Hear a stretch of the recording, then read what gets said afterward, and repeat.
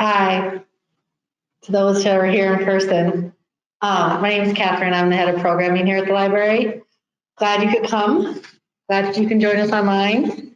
I just want to quickly introduce Corey before he gives his presentation tonight.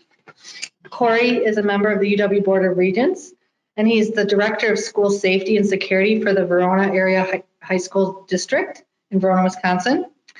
Prior to his role with Verona School District, Corey served as a City of Madison police officer for a decade. During that time, he also served as a school resource officer, where he successfully created and implemented restorative programs that reduce citations, arrests, and overall police involvement within the school.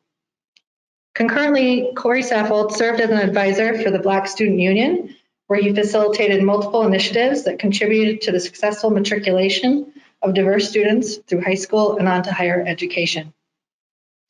In 2016, Saffold became a member of the Wisconsin Humanities Council Speakers Bureau. There, he utilized his professional expertise to advise a diverse range of constituents through the state of Wisconsin on the challenges and opportunities of policing in today's society. Throughout Saffold's professional career, he has continued to be a thought leader in the design, facilitation, and implementation of innovative policies and strategies that bridge the gap between community and police. Saffold currently sits on the Office of School Safety Advisory Committee at the Wisconsin Department of Justice. I just want to quickly say this program tonight is sponsored by the Statewide Community Foundation grant, so I also want to give them a big shout out for supporting this program. So thanks for joining us tonight, Corey, at the Beloit Public Library. Thank you. Thanks for inviting me, Catherine. I'm going to take off my mask, and for those that are watching from home, just know that we are more than 6 feet apart. We are being safe, but I will speak better. I can take my mask off, and so I'm going to do that. Thank you again for inviting me. My name is Corey Saffold. As she said, a member of the UW Board of Regents, appointed by Governor Tony Evers this year, actually. So that's a very exciting and challenging job, a lot of work that we have ahead of us for that board. Yeah, I've been a police officer for a little more than 10 years. All of it's been within the city of Madison. I had the opportunity and chance to work in the schools. Even before being a police officer, I was a school security assistant at Madison West High School. And so that's where my love really grew for really creating programs and initiatives for high school students, especially like those struggling high school students. And so while a police officer, I worked in patrol. I had normal patrol duties. I was on a community policing team. I was a community policing officer. So my niche is really in like building relationships with the community, or trying to build relationships with the community. That seems to become more and more difficult today. Even as I continue, I started giving these talks about 2 or 3 years ago, and it seems like each time I give a talk, it gets more difficult because the climate and the contention between the community and police thickens, right? And it only gets worse. But I still believe in what I believe, and I still believe that this is a discussion that we need to have. So the Director of Safety and Security at Verona Area School District, they kind of recruited me from the police department. And when they saw some of the things I was doing over there. Anybody familiar with the Madison area? Familiar with Verona? Kind of area? Okay, cool. And so this talk is really going to be my opinion, and only my opinion. It's my professional opinion from years of experience at being a Black police officer, and the paradox that is. There really is a paradox, and my experiences. You've been a Black man too, and talking about those differences and the good and the bad and the ugly, and then we're gonna just have a true very real conversation about that, and then we'll get into during the Q&A. We'll tackle some current issues if you'd like to. I never like to say exactly the direction of the discussion, because each audience is different. And, you know, some audiences, it gets real technical into policing. You know, why do police shoot this many times? All of those type of things. And some audience deal a lot with current issues. And so during the Q&A, you can feel free to ask any question that you would like. But I also like to hear from you about a couple of things, like your ideas for what might be, you know, some viable solutions for what we see happening in our country today, and also your experiences with, you know, police, whether that be good or bad. And so, a lot of times people, they hear me give this talk, and or they hear that I'm going to give this talk, and they think that it's going to be a cop bashing session, and it's not that. You know, I'm not here to bash police. I'm a police officer. I love policing at heart, but I do tell the truth. I do tell the truth about what's happening, about, you know, things that happen to me, both on the policing side and on the community side. And I think that's the discussion, that's that paradox, that's the discussion that we need to have. So in order to kind of jumpstart this discussion, I'm going to start with some videos, and I'm going to dissect the videos, and then we're going to have a conversation about that. And then after that, we'll kind of talk about that and get into everything else that I mentioned. All right, sounds good? I'll give it time to adjust the volume.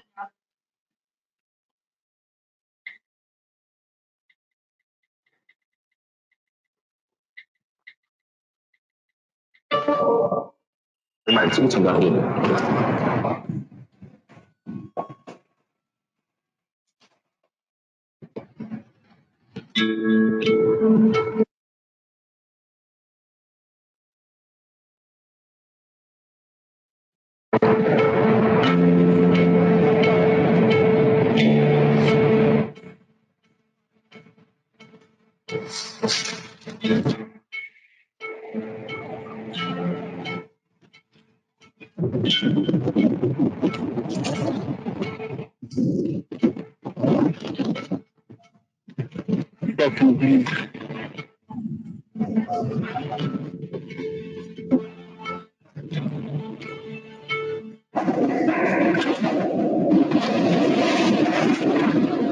Every license change.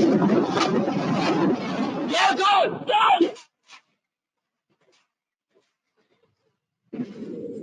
Down ground! Down ground! Put your hands behind back. Put your hands behind back. Put your hands behind back. Put your hands behind back. Put your hands behind back. What you about to do this shit for? I got it. Oh my God! All I do is drink from my life and what the fuck? My house is a door in between doors. You could have came to me. Don't put your hands on my son. Well, put your son up the I didn't. He can't prove to me that my son lived. But it doesn't matter if he did or didn't. It doesn't give him the right to put his hands on it. Because he died. You are alive. You are alive. Don't move, mama. No. Shut the fuck up! Don't move! Don't move! You are lying! Everything you just did is on live. I promise you that. I promise you that. So why am I a police officer? I'll give her a chance to turn the volume down, and then we're going to talk about what we just saw. Obviously, on social media, there's a lot of videos that could be played, right? There's a lot out there. There's some videos, but in my opinion, for the most part, that don't accurately reflect what police are doing in that moment. But these are videos that I chose because they give a good wide variety of conversation that can come from them. And as a police officer studying these videos, I can accurately point out, you know, I can Monday morning quarterback, if you will, each instance in these videos. So the first video that you saw, Walter Scott and Officer Michael Slager. Walter Scott is pulled over by Michael Slager for a minor traffic infraction, a broken tail light, to be exact. As he's pulled over, somewhere off camera, there's a struggle. Slager, the officer, said that Walter Scott reached for his taser. Okay, what you see on camera, what you see on the screen, is Scott running and is several feet from Slager. And then you see Officer Slager draw his firearm and fire 8 rounds into Walter Scott's back until Walter Scott drops to his death. Okay. And so as I dissected this video over and over again, trying to understand it, the only conclusion that I could come to from watching this video is murder. Almost an execution style murder. Because I began to think to myself, what was going through Officer Slager's mind to make him believe that his life was in that much danger that he had to shoot this man 8 times in the back? There was no threat to his life. Walter Scott was several feet from him. I don't know if you can tell from the video, but it did not appear that Walter Scott was in the best of shape as he was running. So there was a plethora of options that Officer Slager could have done in this situation. He could have chased him, tackled him, and arrested him for resisting an officer. He could have simply mailed him a ticket. He already had his information. He could have gotten back in his car and drove around and taken the ticket to his house and given it to him. How does a person come to the decision of using his firearm to fire 8 rounds into someone's back because their taillight is broken? Or let's not even say because of the taillight, because the person reached for their taser.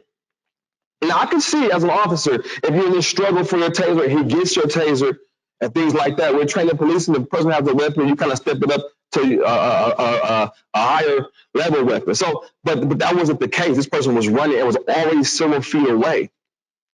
So how did Officer Slager, I began to ask myself, come to this decision?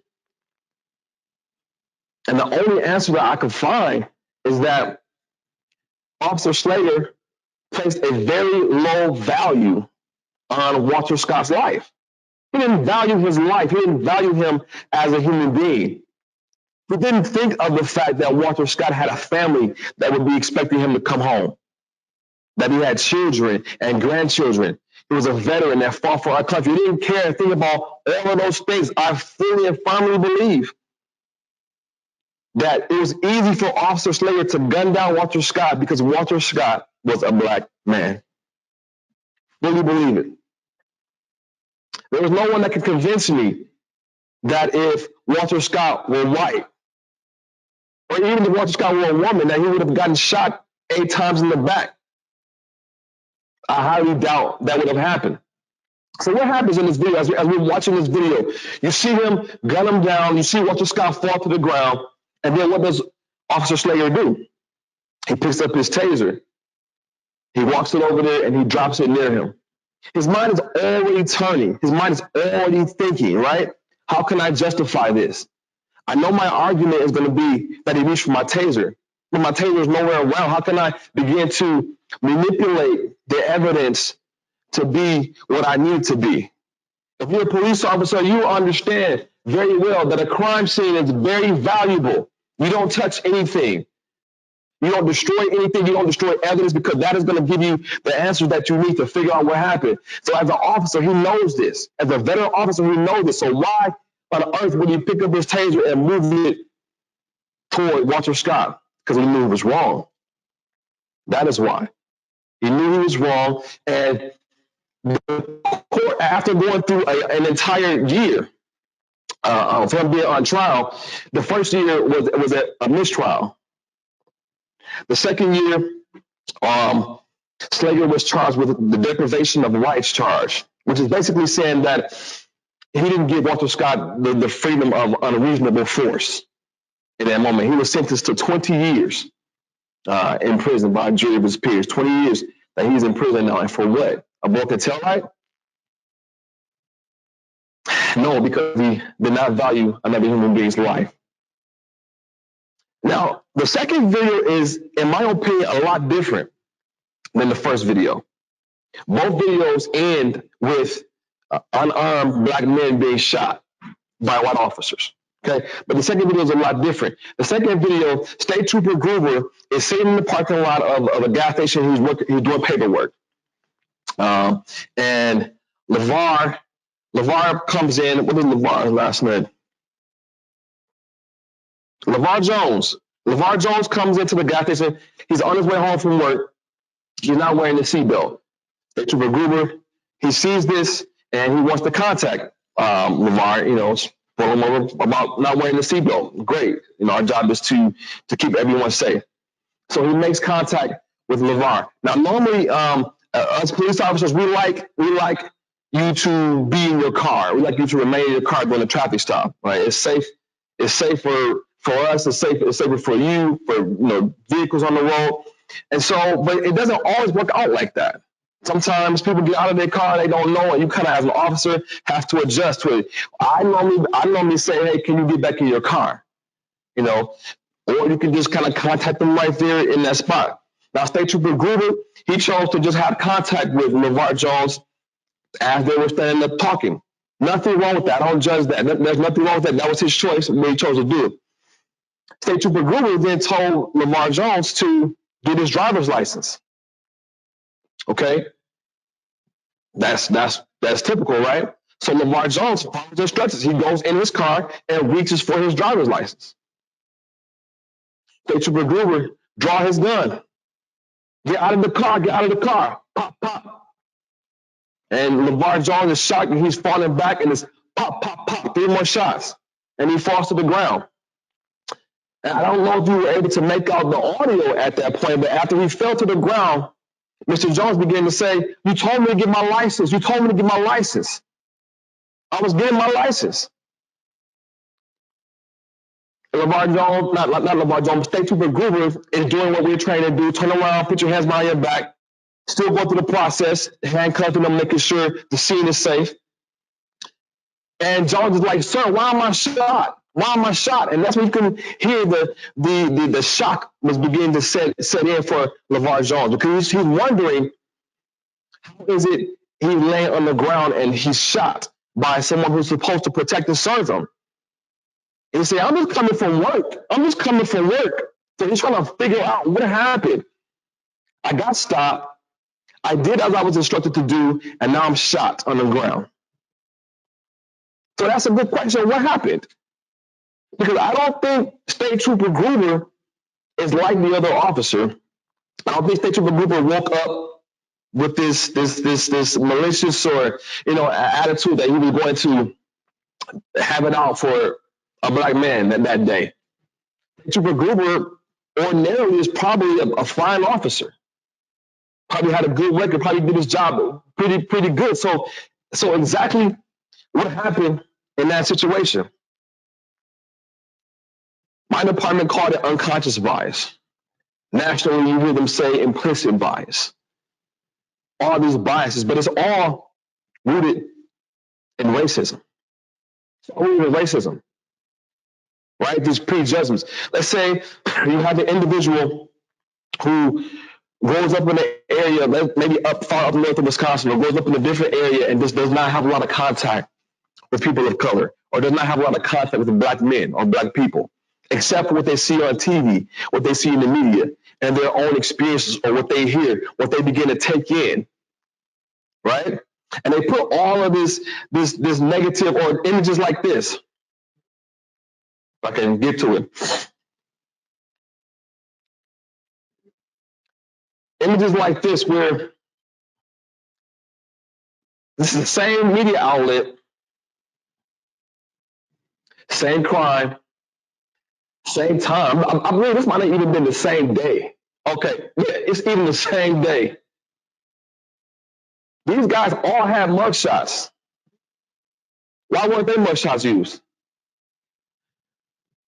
The guys on your right, they all have regular photos. Why weren't their regular photos used? Look at the language. Three University, right? These guys are from a university, they're well dressed. Three University of Iowa wrestlers arrested. Burglary charges pending. That's pending. I don't quite know what happened. We're still trying to figure it out. Pending. Right? Very passive. Coralville police arrest 4 in burglary investigation. Sounds more definite. They definitely did it. They're definitely guilty. They definitely look guilty. And these guys were like, yeah, they just made a mistake on the way. But why is it portrayed like this? So if you're this person that don't have contact with black people or people of color, except for what you see in the media historically, if you do research on the media, they historically have portrayed black men to be these super predators, these monsters, these villains, all of these things, very violent, very volatile people. All of these images and these ideas meant to create fear in society. And we see that play out. We also see what's interesting is that we also see people understand that and use their own privilege and they use their own whiteness, if you will, to harm people. Like the lady in New York, where the black man, he asked her politely to put her dog on a leash. There was another article that just came out that she made the police call and said, you know, there's this guy harassing me. But what we didn't know, just yesterday, there released another article that said she made a second phone call that wasn't released that said he was assaulting her. So she was aware of this, right? She was aware of this. This was ingrained in her head as well. And she was weaponizing her whiteness to bring harm to this man because she know that these images and these ideas are, you know, what we have made a reality. And she can use that to bring harm to someone. So if you're State Trooper Gruber and this is all that you know, or the images in the media, and you begin to put that in what I call your bag of life. Your bag of life is filled with all of this information. And then you get into a situation where you have to make a split-second decision. All the right buttons are being pressed. You're in that moment when you're trying to decide, is my life in danger or is my life not in danger? Well, what do you have to go on to determine that? So you reach into your baggage of life, and what do you pull out? You pull out things like this. And so you pull out your gun and you make your decision based on things like this. And that's exactly what State Trooper Gruber did. He made a split-second, life-altering decision based on fear. False evidence appearing real. Based on fear. The public safety director said that State Trooper Gruber had the perception of fear where there was none. He was never in any real danger, but he thought he was. He believed so much that he was in danger that he fired his weapon on an innocent, unarmed man. And so what can be said or done about that? Is that a training issue? Is that just a life issue? I mean, how do you untrain years and years of biases and perceptions and racism? And so, you know, the last video, even though these videos are very graphic, the last video is probably the most disturbing video for me. Because as a police officer, there's nothing more frustrating than seeing someone that's helpless. They don't have help. There's nobody there to help them. And one of the worst situations a person can be in is when they are toe-to-toe with a corrupt or bad police officer. It's a no-win situation. It's a no-win situation. You have to do your best to comply, your best to get through that situation with a little confrontation and then grieve later, then file a complaint later, do all of that stuff later. But in the moment, you will not win. So Officer William Martin and Miss Jacqueline Craig. Jacqueline had a 7-year-old son who was walking home from the store. I have to explain this story because I know while you were watching the video, it probably didn't make much sense. But Jacqueline's 7-year-old son was walking home from the store and he threw his candy wrapper on the ground and it landed on the neighbor's property. The neighbor took it upon himself to grab and choke the 7-year-old son. The son went home like any kid would do, told his mom, and mom did what any parent would do, right? She called the police. She didn't go confront them. She called the police. She said, this is wrong. This should not be happening. I'm going to call the police. And Officer William Martin arrives to the scene. And she's explaining to William Martin, my neighbor grabbed my son And that should not have happened. He should not have grabbed my son. And Officer William Martin said, why not? That's a problem. You call the police because someone has grabbed your 7-year-old and you say they shouldn't grab him, and their response is, why not? She had lost this situation right when it started. When I saw this video and saw him say, why not? I already knew what was going to happen.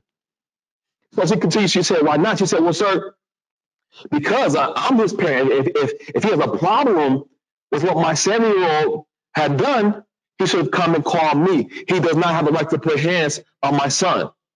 The officer says, why don't you teach your son not to litter? How many parents do we have in the room? You got kids, you got teenagers or small kids? Or? 22-year-old, 16-year-old, 14. Okay, so you're like me. I got kids are almost getting in the heart. Anybody, but they were once young though, right? They were once, obviously 7 years old, 6 years old. You call the police because someone puts hands on your child, and the officer responds to you by saying, why not teach your kid not to litter? So are we giving parental advice now as police officers? We're professional teachers of how to be a parent? The audacity of that officer to question her as a parent is mind-boggling to me. How dare you question her as a parent in a situation where her child was assaulted? Why don't you teach your kid not to litter? And she said to him, he can't prove that my kid did. And then she caught herself like, well, wait, it doesn't matter. It doesn't matter if he littered. He doesn't have the right to put his hands on my child. And so when Jacqueline Craig realizes that she's in a losing situation, she decides to end contact with the police, right? That contact was voluntary. We have levels of contact, right? We have voluntary, there's consent, there's warrants, there's temporary detention, all these levels of contact that we police have. Her contact was completely voluntary. She realized it wasn't going anywhere. She decided to end contact, and the officer didn't like the idea that she was walking away from him, that she wanted to end that contact. And that's what you saw on that screen. It was her trying to walk away that ended up in this wrestling match with her on the ground. All because you didn't want to deal with the fact that this adult put hands on her son. So now she can't leave. Now she can't even walk away. The chief of police, Fort Worth is what it was. The chief of police said that the officer was very unprofessional, which he was definitely very unprofessional, but that it wasn't due to racism. It was just unprofessional. Completely wholeheartedly agree. I'm sorry. Completely wholeheartedly disagree. I mean, everything that the officer did was directly related to race. Because I do not believe that officer would have stood toe-to-toe with his peer, another white man, and said, do a better job teaching your kids, or why don't you teach your kids not to litter? He would not have done it. Not at all. Jacqueline Craig had two things working against her. She's a woman and she's black. Right? The intersectionality of her race and her gender completely worked against her in that officer's mind. And that's why he felt like he could talk to her that way. And the reason why that video makes me the most heated, because she was so vulnerable in that moment, right? There was nothing she could say or do about this person using all of this force on her. First of all, and then she was vulnerable as a parent. She couldn't even protect her child. She had no one in that moment. So I think about situations like these, and I think about my own personal experience as a police officer, where I've dealt with like racism. And I ask myself, why did I get in this field? Or why am I, still doing these talks? So I'll tell one story about myself. It is years ago when I was a neighborhood officer. I was leaving an award ceremony in Sheboygan, headed from Sheboygan to Madison. I was right on time. I was headed to work. I wasn't running late or anything like that, but I set my cruise control at about 10 miles over the speed limit, And so anytime I give this talk, I readily admit, I tell people that I was speeding. So there's one lesson to take away from this is don't speed. So about 10 miles over the speed limit, I'm driving from from Sheboygan to Madison, and I get pulled over. Now, in my haste, when I got in my car and everything, I threw my sidearm, my work weapon, I threw it in the passenger seat. Absolutely nothing wrong with that. A lot of people gave me, when they hear this talk, they give me slack. Well, why didn't you put it in the trunk? I don't have to. This is Wisconsin. There's open carry and there's concealed carry. I was a police officer. Like we want to punish people when they have wrong done to them. That's where I had it. That's where it was, on the passenger seat. And so I get pulled over, and if when the officers pull you over on the highway, they tend to go to the passenger side. And so that's what this officer did, and that's when I realized that my gun was sitting on the passenger side. And I calmly told him, as he was, I had it planned out in my head as he was coming. I didn't try to reach for it or whatever, make any sudden movements. I was calmly telling him at this point he'll be closer to it than me anyway. That's why I was calmly telling him, I said, "Hey, sir, don't be alarmed. I'm a police officer, and that's my duty weapon."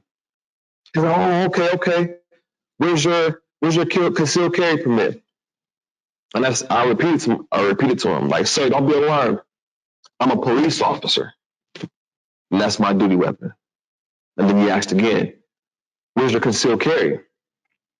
And that's when it began to dawn and hit me that he did not understand that as a police officer, I did not need a concealed carry. I was a police officer. That's why I repeated that. But I didn't want to come across as arrogant, like, fool. I don't want you. I'll be respectful, to my colleagues. And so I politely told him, I said, "Hey, as a police officer, we don't need concealed carry. We can carry anywhere in the country." "Oh, okay. I didn't know that. Okay. It's all good. It's all cool." And so he went back to the car. Come to find out, it makes sense that he didn't know that he was a newer officer. And in fact, he was in field training.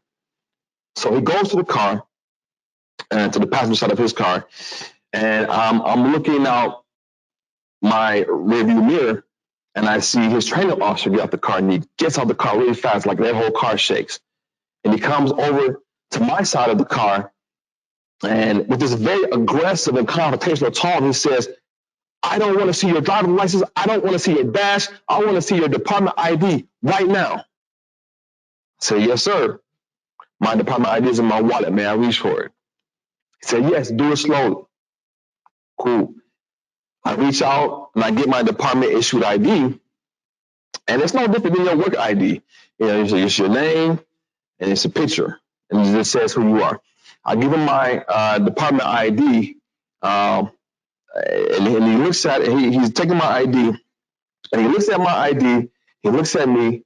He looks at my ID again, and he looks at me again, and he says, "How do I know you didn't just kill a cop down the road, take his gun, take his badge, and take his ID?" And I'm thinking to myself, like, wow, like, you really created quite the scenario there. And so I'm like, I'm still real calm and cool. One of the things I am is always very calm. And I'm polite, "Sir, I didn't kill anyone. I didn't take anyone's gun or badge, or I didn't do anything like that. I'm a police officer. And that you have my ID, you have my driver's license. Okay." And well, how do I know? You see the position I'm in? You see the position I'm in? He's looking at me. He's like, well, why is your hair like that? And do they allow you to wear your hair like that? Not every department, ours, as long as your hair wasn't on your shoulder, you can have long hair. You just have to have it up. But my hair wasn't this long at the time. So it was I had locks, but I was just kind of starting my locks. And so they were about that long. So it was kind of all spiky, it was a new locks that was kind of probably look real crazy to him. And so, they let your hair be like that? I'm like, yeah, it's Madison. They let my hair be like this. Are you undercover? No, I'm not undercover. I'm like, you like in the gang unit or something? I know. Are you like, so you want to make me all these special officers, all these special things, and I wasn't. I was, a police officer. Well, we're kind of in a real pickle here because how do I support? And so I began to realize that he's serious and he's not moving from this. So I gotta think, and I gotta think fast, because despite the three forms of identification, my driver's license, my work ID, my badge, he still is not believing I am, who I say I am. And so I started thinking, because he's not doing it, and I was like, okay, well, I said, you know, I got my phone here. How about I call dispatch? And if you don't know dispatch, 911 dispatcher, those are the people that you call when you call 911. I said, I can call dispatch, I can call data for you, and they can verify.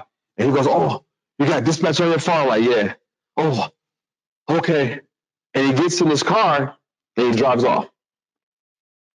I would have actually rather a ticket, because I was going 10 miles over. Just give me a ticket for going 10 miles over.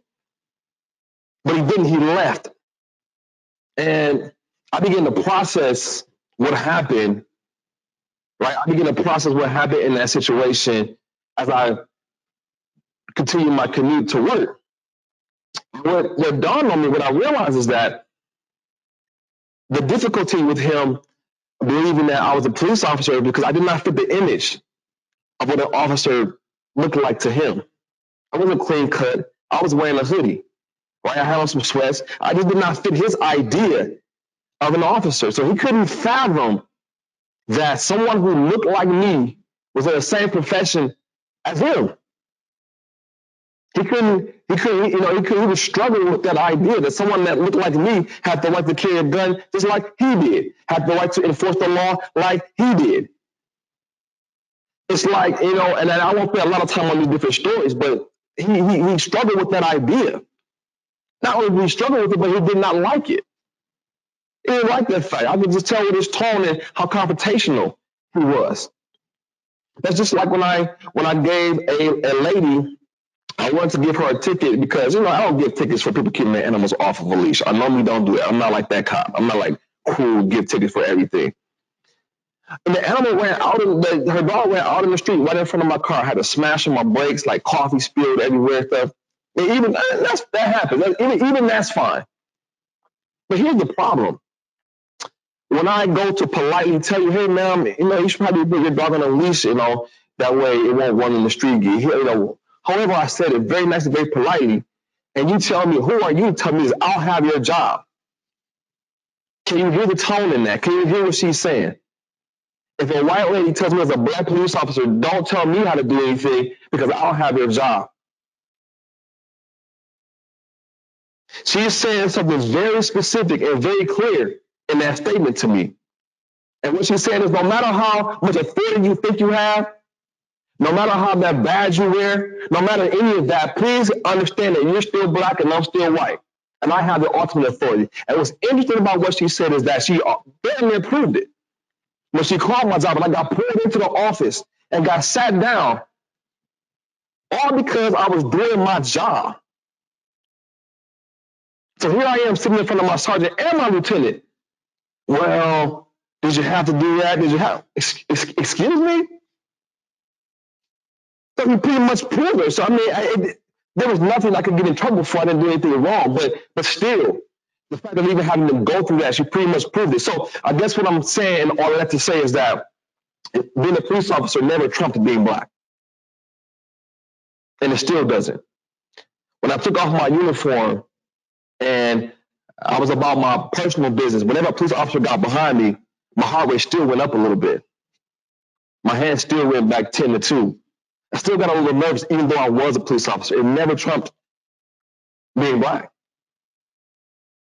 So how do I grapple with that? How do I deal with the struggle of my own community calling me Uncle Tom or sellout? Or why you gotta be a police officer? Police officers, one lady told me, you shouldn't be a cop because they have to arrest you gotta arrest your own people, which is completely idiotic to say. Because my own people are not the only ones committing crimes. But in her mind, I had no reason, I had no place in policing because I was black. Because in her mind, she understood that the history of policing, where it came from. It started off as slave patrol, and it evolved into what she saw as this entity that just used force to keep black people down. That was her perception of it.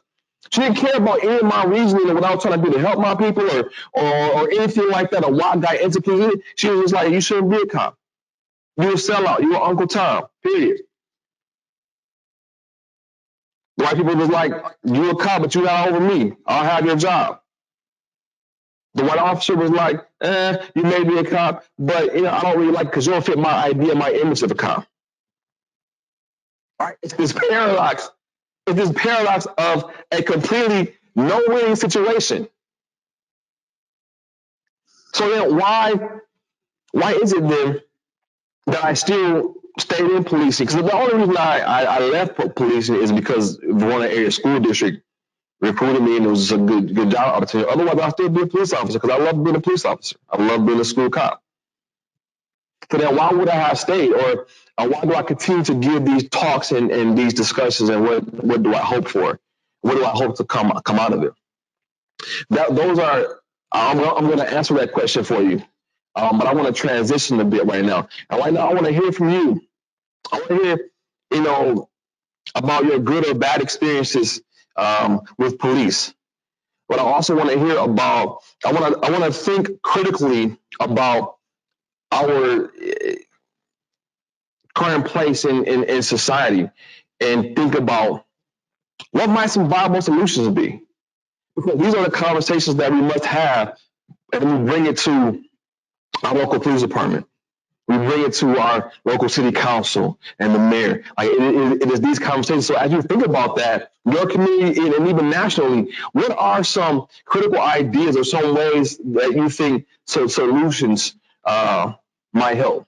So those two things, like your experience with police, good or bad, or your ideas. And if you want to use a current topic to launch your idea or what you think a solution would be, by all means, go ahead and do that. But I want to open up the floor to, is there a way for people who are watching to send in questions as well?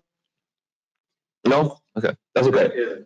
I'll put out my information later. You can feel free to email or contact me, and we'll dive into I'll answer your questions as well. But for those that are in the room, what do you think, tell me about your experiences first, like with police, like good, bad.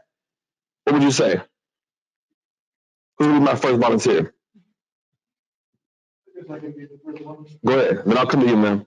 They could have been better, but as a Hispanic man, there's only so much we can do. It's just like you, we gotta just obey what they say to the best that we can to try not to escalate the situations. But they aren't always the most pleasant ones. I'm from Los Angeles, but out here I've only had to speak to the police once, and that one time at 2 a.m. when they come knocking into my apartment, looking for somebody that's not me.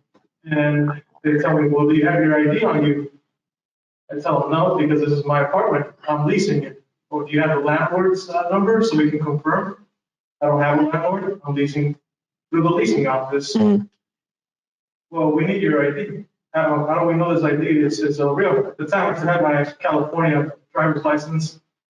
And I told them, well, it's real, I'm not who you're saying I am. And then they know the name. I forgot what name who they were looking for, but then they keep saying that name over, expecting me to react.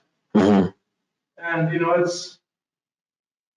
understand why. I mean, people can deny being who they're supposed to be, but, it's just, there isn't that trust. I feel like you say, had I been probably different race, I can't say that for a fact, would I have been different? It's just, it's troubling and it's worrying because I pay my taxes, I do everything accordingly, and I still have to be somewhat interrogated at my own door, Mm-hmm. waking me up for no apparent reason, really. Yeah, and how did you feel when that contact was over? Well, my mom was, because at the time, when I moved here with my parents, she tells me, you should just do what they tell you, and, I tell them, no, first of all, they're coming into my house, I don't have to present anything, And I did present it in the end, but I told her they shouldn't have to do that, Mm-hmm. I've had horrible experiences in Los Angeles. I'm not going to mention them, but it's infuriating. To some extent humiliating sometimes because I'm an individual. I have my own rights as well, and they're sometimes being violated for no reason, just me being male, Hispanic, and Yeah, because they can. Just systematically trained to just say yes, sir, yes, sir, yes, sir. For sure. And what's interesting about what you say is that, there are situations when, as police officers, we have to find out certain information, and it can be very intrusive, right? In your own space, asking all these questions, you're like, why are you doing this? And what I found as an officer, one way around that is to just, there are times where you have to be apologetic as an officer. Like, I'm very sorry that I had to come here. I'm sorry that I had to wake you up. I'm sorry for any inconvenience. I just had to find this out, but I really appreciate your cooperation. Whatever you have to do, whatever you have to say as an officer to soften that situation. However you can relate and connect to that person. For me, when I have to contact a guy who's African American, who absolutely fit the description of somebody that I was looking for. He had a warrant, and somebody I was looking for had a warrant. This guy looked just like he drove in the same color car, same height, and had the same hairstyle. But the way my approach was very like, look, man, you could be right out of here. You could be on your way. Let me just do this one thing. And I swear to you, I'm sorry. I need to contact you. Just really trying to connect with him on his level of something that he could relate to. And even still, he didn't have to get to it. But when he did, when he complied and we went through the process, I was very apologetic. And the reason I say that is, for those watching at home, and this relates a lot to the Eric Garner situation, is sometimes we officers can be very prideful. And we feel like we have to have the last word. This is where we have to really control, because we're taught in training, like control the situation. And sometimes it's just those verbal skills just to reassure you, like, that because you already have these bad experiences from LA, but then just to take a moment just to reassure you, like, in whatever way. And I'm not saying that didn't happen, but obviously you feeling the way about it, so maybe it didn't happen. But that, is a communications training thing that could go a long way. And so, I just thought I'll mention that. Go ahead, man. It seems like not much has changed since Simon P. was dragged out of his truck. But we didn't hear anything about, I don't remember hearing anything about police beating black people since then. I think there was one incident kind of like that, but then things seemed to be kind of quiet, and all of a sudden there's George Floyd, Breonna Taylor, and it seems to be happening almost every day now. And why? And Rodney King said, "Can't we all just get along?" Did anybody hear that? Yeah, I'll tell you why. It's cell phones. It's been happening. It never stopped happening. But Rodney King was the first major case of police brutality that was caught on video, right? I mean, there was others that happened, but it was the first national one. It was the first one where black people kind of had some hope, like, oh, surely these officers are going to get convicted because it's on video. It was the first punch in the gut to black people that, nope, just because it's on video don't mean a damn thing. They proved that, very quickly when they acquitted all of those officers in the Rodney King case. And so that, cell phones wasn't quite as advanced with the cameras, things like that back then. But I think the drop off that you're seeing is that as technology changed, I think we began to see something that has always just been happening, but now everyone has a cell phone. In the video that I showed you with Walter Scott, when he was running from the officer, had that bystander not recorded that, the officer would have gotten away. Who would have disputed his case? He said he picked up the taser. He set it by his victim. His story was going to be he reached for my taser, see he's on the ground, or he pointed the taser at me, I had to shoot him. And that would have been legal in the minds of police. If someone points a taser at a police officer, swings a bat at a police officer, things like that.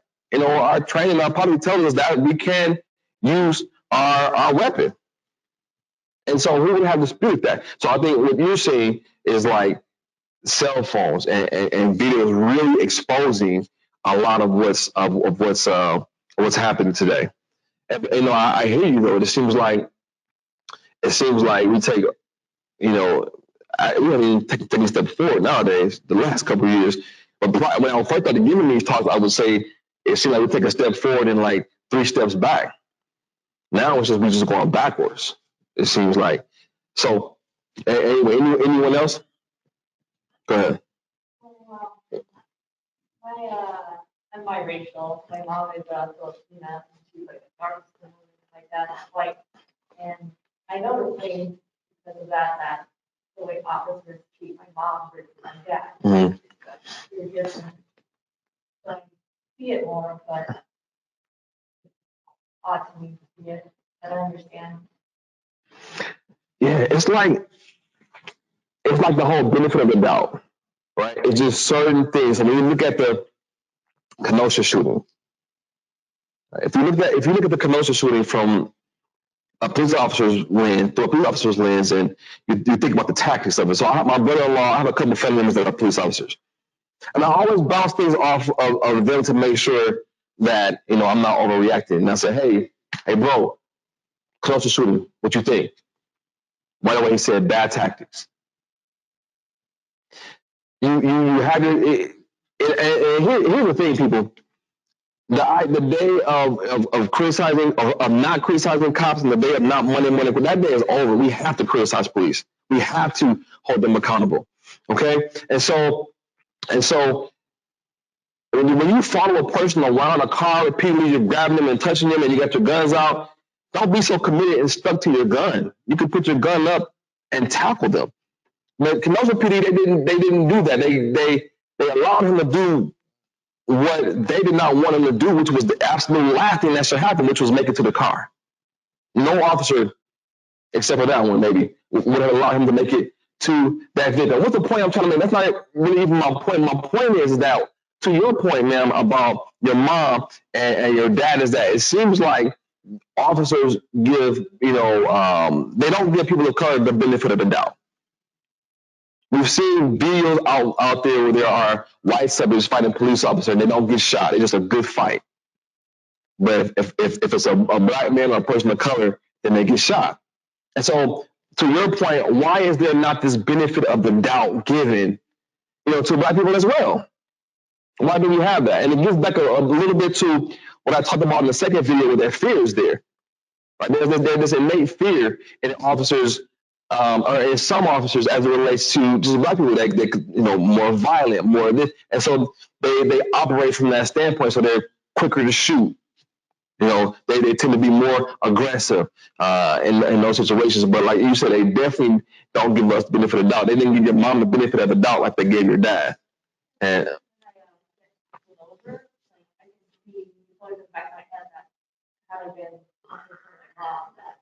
I probably get treated differently. mm-hmm. I always think about that. Absolutely. Yeah. Anyone else? Go ahead. I think a lot of the issues with some of the forces, one, you have a lot of police officers that never been into a fight when they were a kid. So they're quick to go to the tools that are given to them by agencies.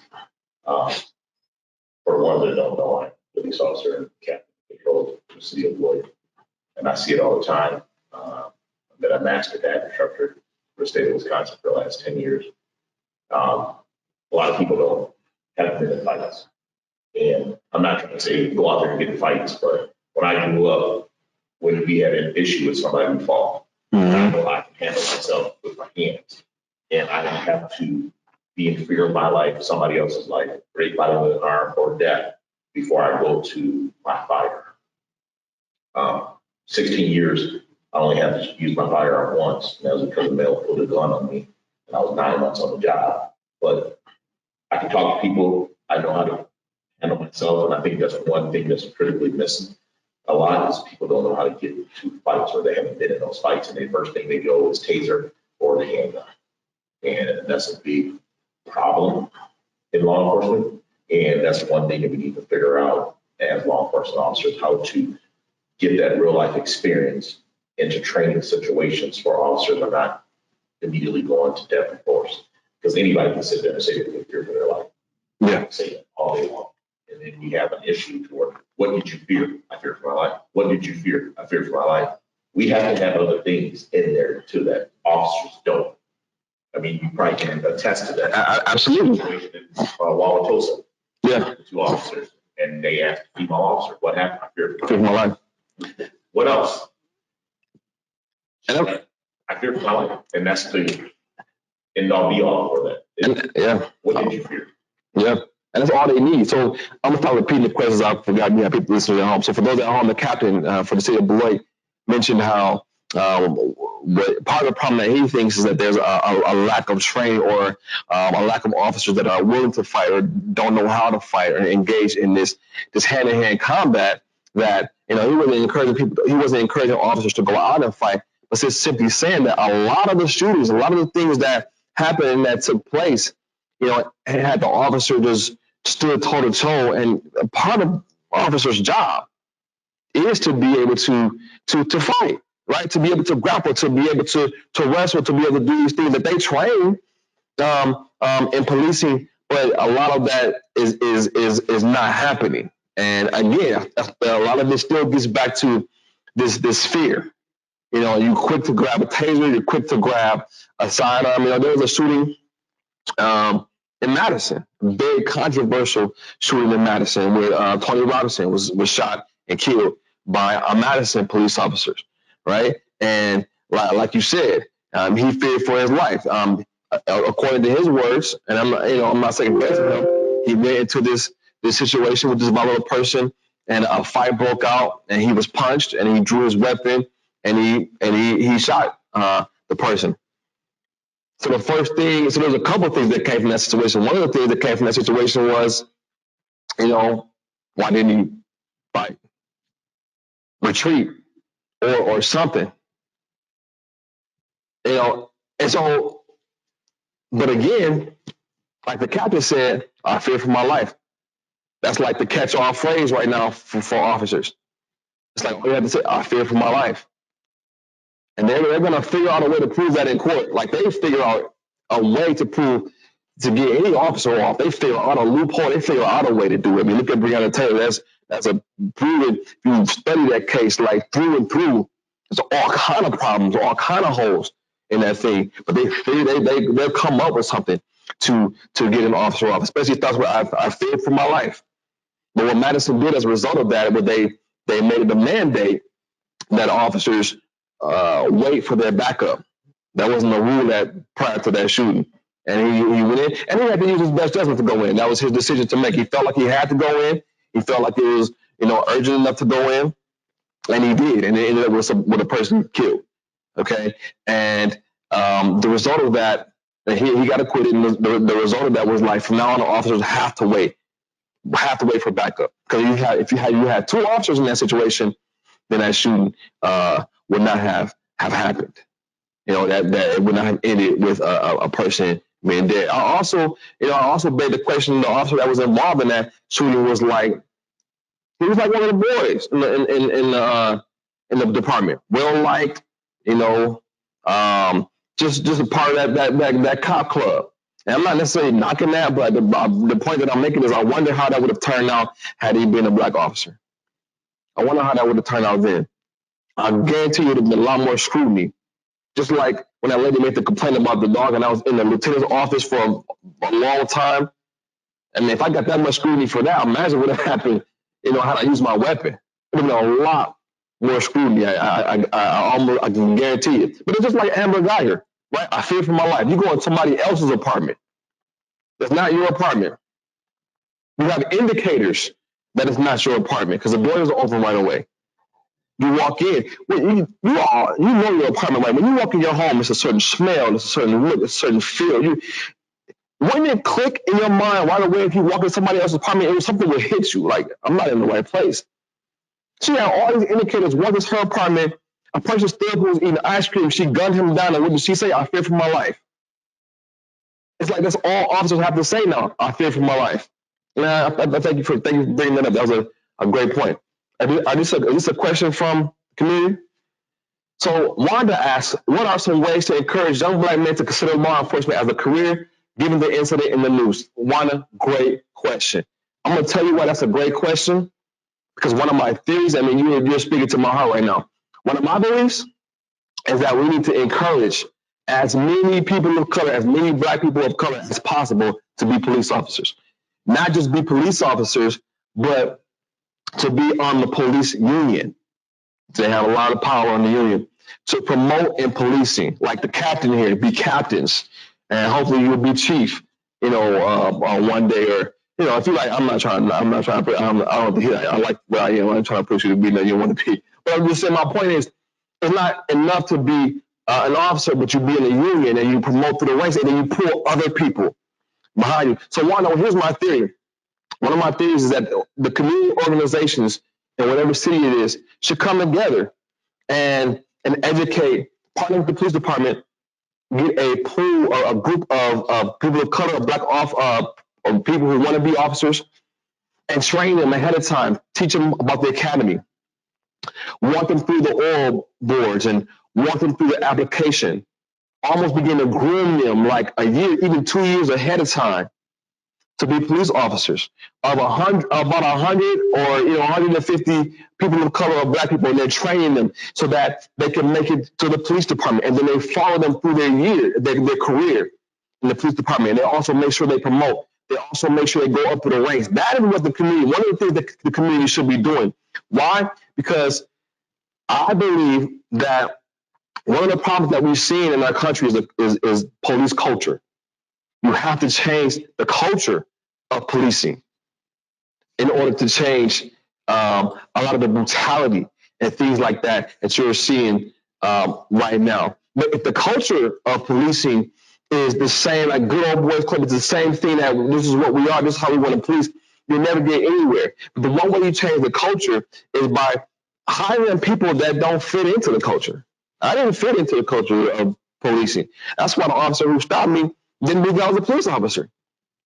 I would go to people's house or have contact with people, and I never had my mind made up as to whether I was going to get somebody a ticket or not. It always depended on my contact with them. If they were like, man, I'm sorry, all right, cool, you have a good day, just be safe. Like a very laid back approach to policing. Like I did not fit in their culture. And so that's what we need, though, right? We need that in order to change the culture of policing. And it'll take time. But if you start a process like that, in about 10, 20 years, you would have completely changed the culture of policing for that city.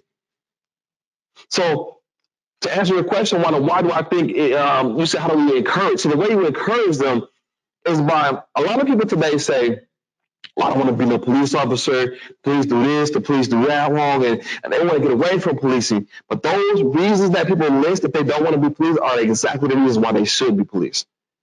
Because you will get a completely different response from a white officer or a black officer going to the same call. To the same call. There were two officers going to a call. We would have, in Madison, what's called primary officer and backup officer. So the primary officer is the one making all the decisions. Backup officers as backup. And it just changes. It depends on whose beat it is. It changes by who's available. So there's no rhyme or reason. I mean, there is a rhyme or reason to it, but it varies. There are times when a white officer is the primary officer and they leave that call with somebody being arrested. And the next call, a black officer is the primary officer, and they leave a very similar call with no one being arrested. Or vice versa. Right? It's based on your life experience, what you think is right or what you think is wrong. And so even for that, even if you have people that can relate, if this young man here had an officer that could relate to him and I could understand him, those are all reasons that we need to encourage as many young black people, young people of color, Hispanics, we need to encourage many of them as possible to get into the field of policing, to become district attorneys, to become, prosecutors. A lot of people say they really like public defenders, and I love public defenders. Right? Public defenders are there to defend people, they get them off. We need more prosecutors and district attorneys, though. I mean, they don't want that have all the power, the decision to charge. So that's another field that we encourage people to be in. So I wanted to answer your question, tell those young people that the very reason they don't want to be police, those are the exact reasons that they should be police. And they should tell their friends, they should tell their relatives, all of them should go into it together to be able to support each other. Yeah, absolutely. If you have, it's like Ferguson. There's no way you should have a predominantly white police department policing a predominantly black community. That just don't even, it doesn't even sound right. Right? Because none of the officers in Ferguson even lived in Ferguson. They all would commute from outside. Right? So that's how you get those us versus them mentality. You know, officers would say those people, and you know, and that's how the contention was building before Mike Brown. A lot of people don't realize about the Michael Brown situation is that it wasn't even about the incident that previously happened at the store that he was at. The officer that stopped Michael Brown didn't even know about that. Michael Brown was walking in the middle of the street, and that's why the officer contacted him, and it led up to that shooting. But how did something so okay? He walking in the middle of the street. I mean, how did they get that bad?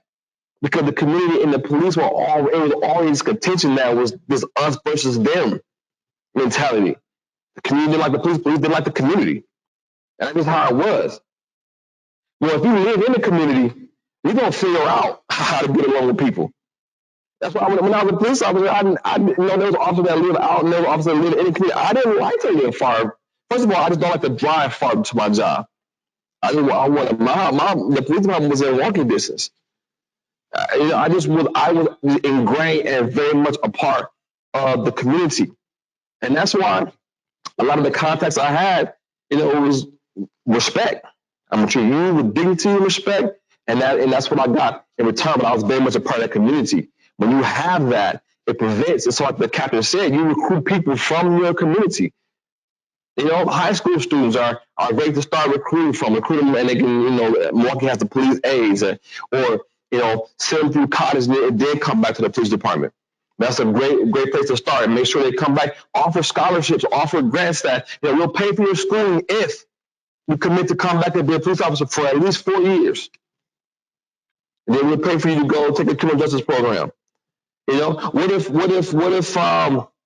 I don't know if you guys have an urban league. What's a major community center that you guys have here? Porter Avenue.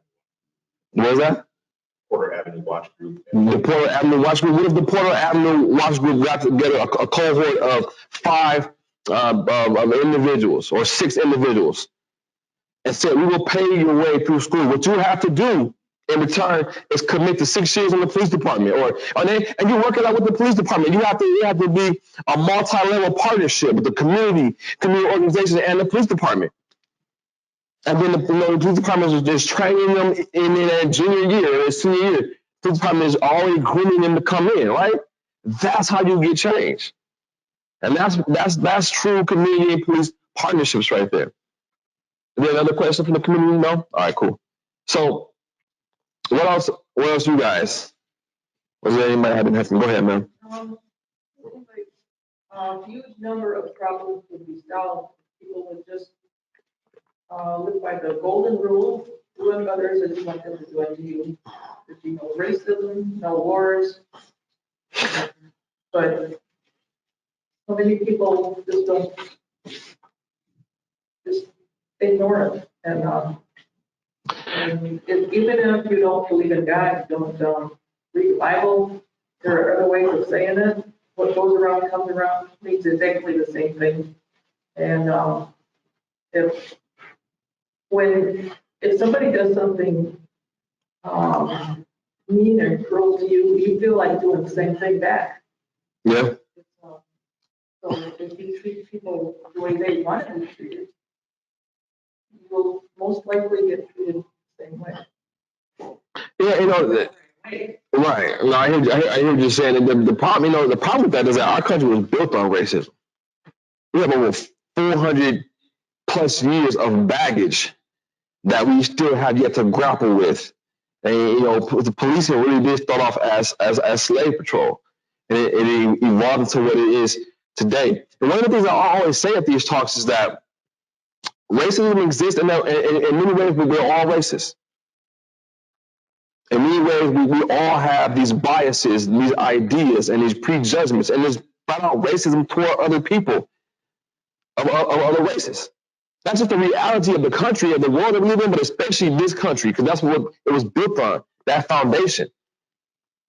And to own that, to acknowledge that, is the first step to being able to deal with it, right? When you are aware of something, then you can ask yourself, man, why did I think like that about that person?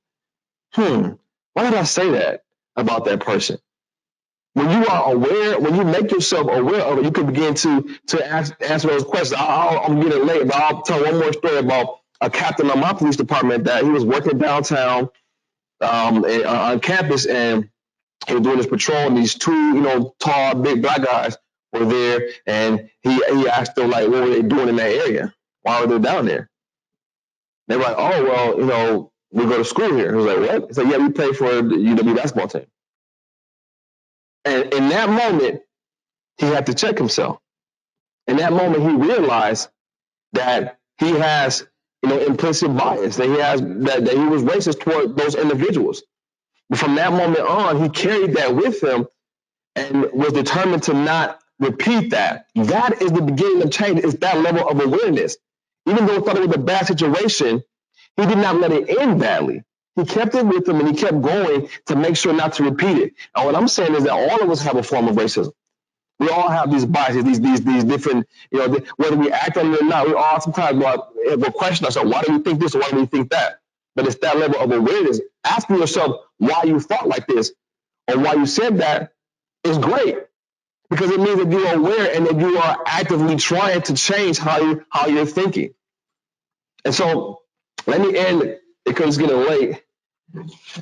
Are there any more questions or thoughts? Okay, go ahead. So in communities that are predominantly, one ethnicity, white, how do you integrate a police force like that?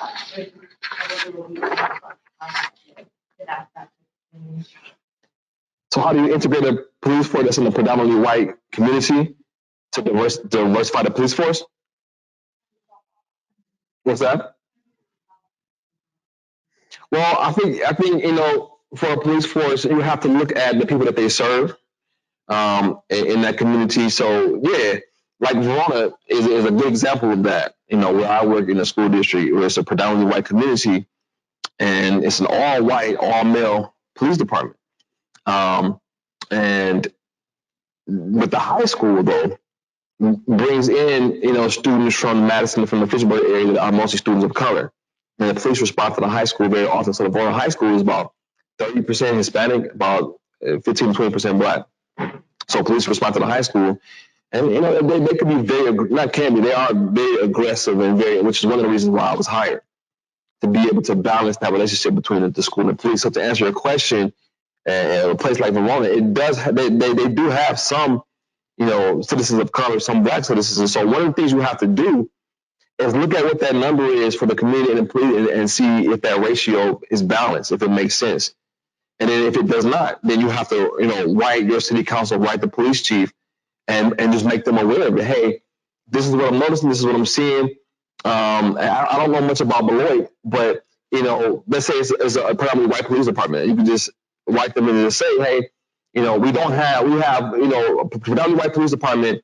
We have mostly white citizens in the community, but we do have people of color. And what are we doing in the police department to adequately represent them?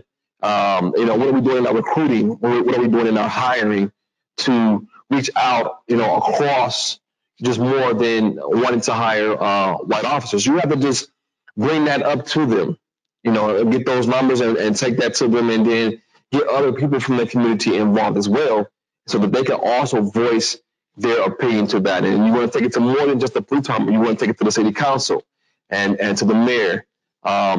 And that will be like a start of kind of getting that conversation started. Yep. Any other questions? Just one. So I'm moving into Beloit within the next 2 months. My girlfriend's encouraging me to try to sign up for the Beloit Police Department. She's aware that I want to sign up for LAPD as well, or did sign up for LAPD. Mm-hmm. And you mentioned that one, like, for example, like predominantly Black neighborhood or Hispanic neighborhood, it's better to have people that grew up in that area, patrol that area, build relationships. But doesn't that just kind of add more to the segregation process of it, as in, let's keep all Hispanic cops in Hispanic neighborhoods, instead of, spreading them around? I mean, I feel like there's just, like we said, there's a pretty heavy imbalance. Sure. It's just one culture segregated to patrol your colored side of the town and you control this colored side of the town, because that's where you're from. It's just, I feel like there's less opportunity for people, minority people Mhm. to progress higher if that's what, we're gonna be moving with us. And keep them in that area, keep them in this area, and we'll keep like up to this. And it's not exactly like keep them there, keep them there, keep them there. So you're not going to be that intentionally divisive and to segregate your officers according to community. Like my chief or my captain would never tell me, since you're black, you patrol only the black neighborhood. That's actually just not how it works. You in our department, you sign up based on your seniority for what's available ship or whatever, and it happens to be my neighborhood was split. I had a very affluent white neighborhood that I patrolled. Other side of town was still my same beat. It was like more a diverse neighborhood. The zip code 53713 for a while was the most diverse zip code in the state of Wisconsin. So it doesn't work exactly like that. But to answer your question, you have to look at what's the greater good or what's the lesser evil of the two. And what I mean by that is, if you have a city like Ferguson where there's such contention with police and you hire a black officer, okay, yeah, on one hand, you don't want to be like, hey, you black, so you go do the black people. I'm not saying that you want to do that, because especially if it's only one black police officer, he can't just stay in the black neighborhood the whole time. But having that one a black police officer commit a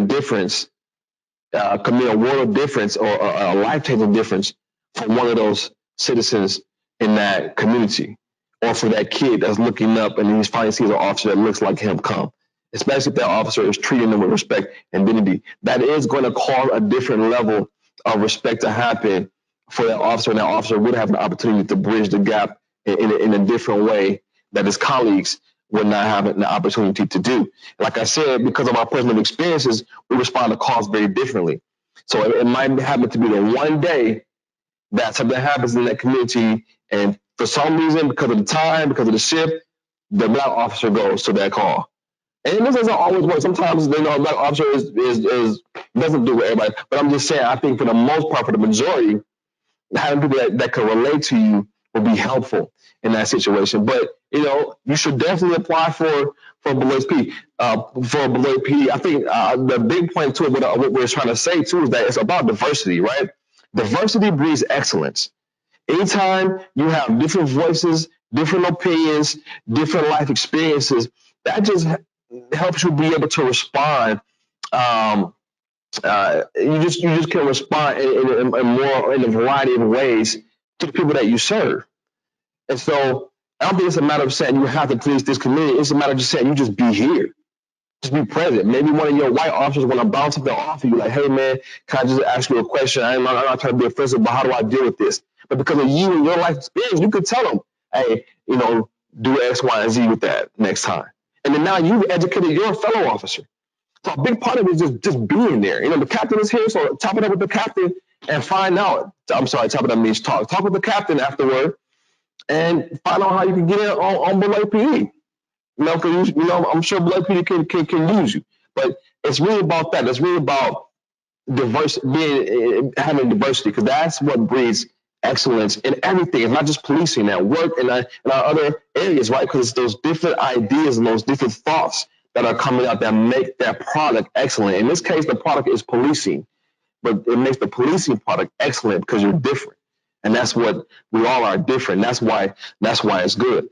And so to answer my previous question about why I'm still having these talks and these discussions and why I think of law enforcement is because there's still some hope in me that through the course of these conversations and by answering questions like the one that Wanda posed, that somebody would now want to be a police officer, but now you have ideas to become a police officer. Now you have ideas to help and broaden and figure out ways that other people can become police officers. And now you have ideas about how you can question your police department. But maybe now that your captain's here, everybody can have a conversation with your captain. That's why I continue to have these talks, because it keeps the dialogue going and it challenges all of us to, number one, not lose hope, despite what we see happening nationally on TV, but to not lose hope and to realize and understand that you yourself can be empowered to bring change.